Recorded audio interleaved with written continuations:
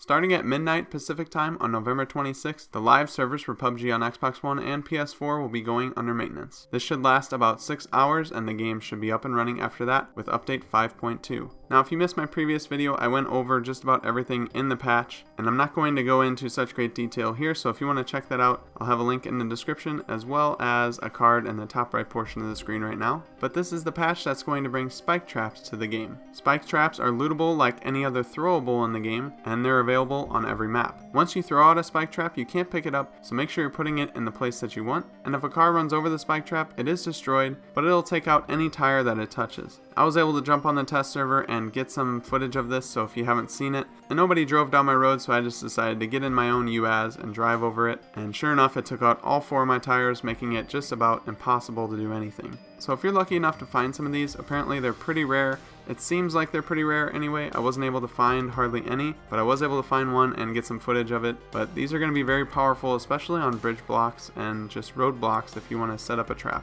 They also introduced PUBG Labs with this patch. PUBG Labs is basically a way for the developers to test something that they want to push to the live servers eventually. And the first thing they're testing is the skill-based rating system. It's different from all the progression systems we have currently in the game. You'll have to opt into it, so you can go to the PUBG Labs tab and then opt into this. And then you'll have 5 placement matches to play for any mode that you play. So solos, duos, and squads, third person, and first person will all have different 5 placement matches to fill in. And once you do that, you'll get your initial skill-based rating. And then from there, your rating can go up and down depending on how you perform in each match. So make sure to opt in once this goes live just to get some test data for the developers and to see what your skill-based rating is. I honestly don't care about it too much, but I'm going to opt in just to see what it's all about.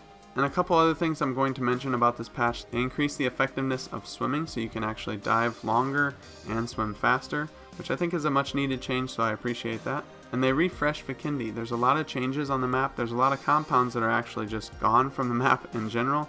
And the river that goes through the middle of the map is now iced over further down south. So Castle is completely iced over. You will no longer have to cross the bridges if you don't want to in a vehicle.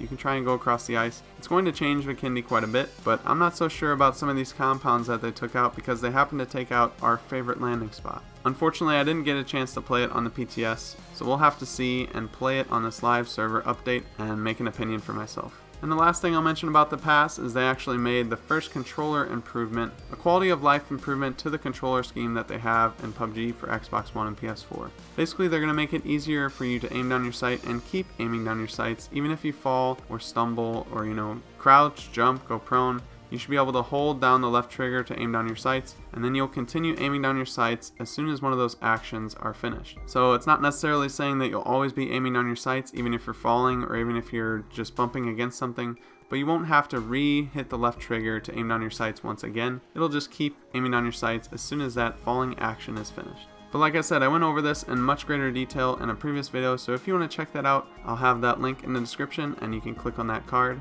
But I wanted to make sure that you guys were aware that maintenance is happening later tonight or early tomorrow morning, just depending on how you see it, and the servers will be down for about 6 hours. Let me know what you guys think in the comment section below. Were you able to jump on the test server? Were you able to test any of these things out? What do you think about these changes? I'm always interested to hear what you guys say. You can follow me on Twitter at YTBoris15 and make sure to like the video if you enjoyed and subscribe to stay up to date on everything that I publish. But with all that being said, I hope you guys have a good rest of your day. Until next time, I'll see you later.